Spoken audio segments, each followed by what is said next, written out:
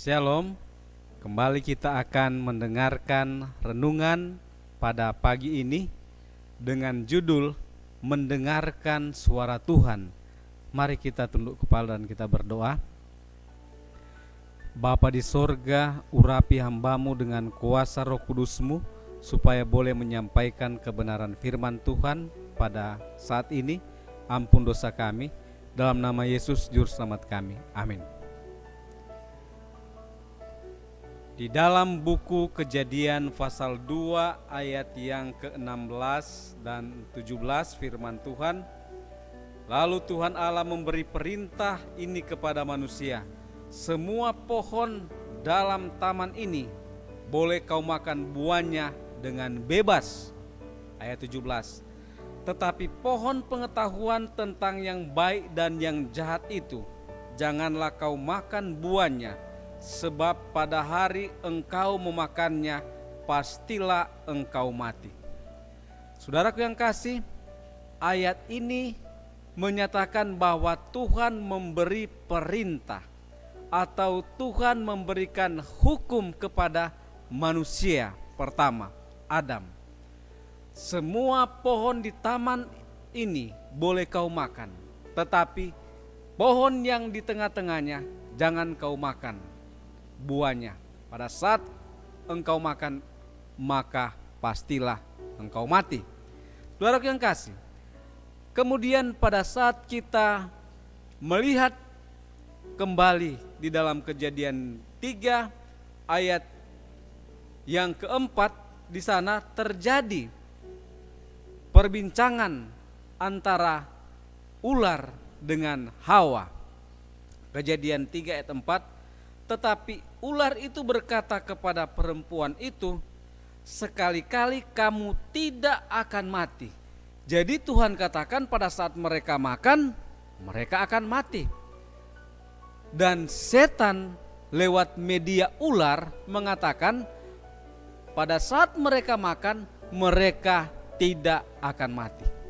Saudaraku yang kasih, saat itu Hawa dihadapkan kepada dua pilihan. Apakah dia mau mendengarkan suara Tuhan atau suara setan lewat ular itu? Hawa dia memilih mendengarkan suara setan karena dia memakan akan buah yang dilarang oleh Tuhan. Saudara yang kasih, terkadang di dalam kehidupan kita, tiap-tiap hari kita dihadapkan kepada pilihan, kepada dua pilihan. Apakah kita mau mendengarkan suara Tuhan? Suara Tuhan itu adalah di dalam kebenaran Alkitab, atau suara iblis. Suara Tuhan itu adalah jelas. Dia berbicara lewat Roh Kudus dan melalui Alkitab di dalam pikiran kita. Kemudian pada saat kita membacanya, maka kita diberikan pengertian. Suara Tuhan itu lewat hukum Tuhan. Dan hukum Tuhan itu adalah bagaimana Tuhan mau menyatakan kepada manusia tabiatnya yang sempurna. Kamu turut, dengan demikian kamu akan hidup. Kalau kamu tidak menurut, maka kamu akan mati.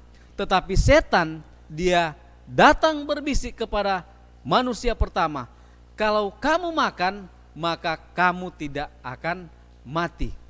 Saudaraku yang kekasih, perintah Tuhan jelas. Tuhan menyatakan hukum, Tuhan menyatakan ingatlah dan kuduskanlah hari Sabat. Tetapi setan mengatakan semua hari itu sama saja. Dalam kehidupan Tuhan lewat Roh Kudus, kemudian di dalam Alkitab menyatakan bahwa perintah Tuhan itu benar dan itu bisa dituruti. Setan katakan perintah Tuhan itu sangat sukar dan tidak mungkin ada seorang manusia yang bisa mengikuti akan perintah Tuhan.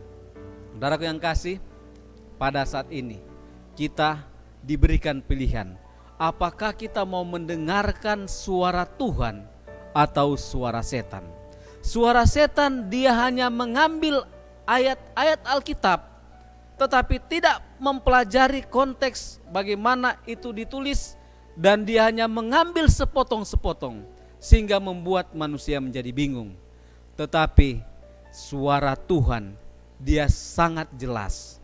Pada saat kita mempelajari firman Tuhan, pada saat kita berdoa meminta tuntunan Roh Kudus, maka Roh Kudus akan memberikan penerangan kepada kita.